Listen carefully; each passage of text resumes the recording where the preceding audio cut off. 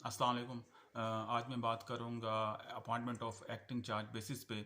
सबसे पहले ये जान लेते हैं ये सिविल सर्वेंट का रूल जो 1973 का जो रूल्स हैं वो 8B और पंजाब के सिविल सर्वेंट रूल्स 1974 का सेक्शन 10A जो है इसको डील करता है एक्टिंग चार्ज बेसिस को।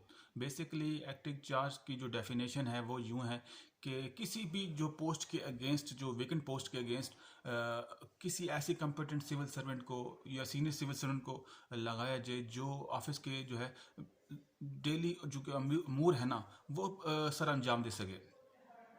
एक्टिंग चार्ज बेसिस पे जो BP 17 से लेकर 22 के जो लोग हैं उन पे अगर कोई पोस्ट वेकेंट है, अगर कोई आर्थिक तौर पर जो है डिपार्टमेंट समझता है कि भाई अपॉइंटमेंट में थोड़ा टाइम लगेगा, एक साल तक लग सकता है, तो उस पे अगेंस्ट किसी ऐसे सीनियर मोस्ट सिविल सर्वेंट को BP 16 का अगर है तो 17 का चार्ज मिल सकता है। इसी तरह अगर 19 का है तो वो उसको 20 का चार्ज मिल सकता है। इसी तरह ऑनवर्ड्स हैं।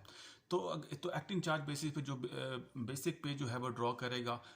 कोई भी जो है एक्टिंग चार्ज इसको मिला है सिविल सर्वेंट को, उसका जो है अगर उसकी जो बेसिक पे अगर उसकी ऑलरेडी ज़्यादा है तो उसको एक्टिंग चार्ज में से 20% जो है उसको एक एडिशन अलाउंस दिया जाएगा।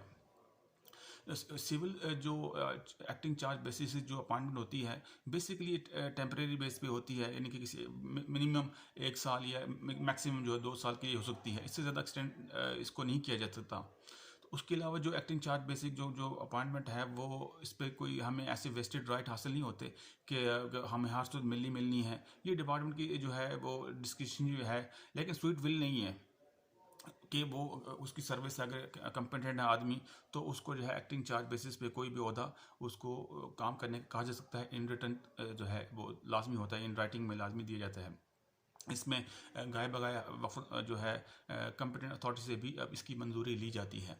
एक्टिंग चार्ज बेसिस पंजाब में भी इसी सेम है और फेडरल में भी सेम पोजीशन है, लेकिन सेक्शन का थोड़ा फ़र्क है। तो बाकी जो है एक्टिंग चार्ज का ये इतना इसी टॉपिक है। खुदा हाफिज़।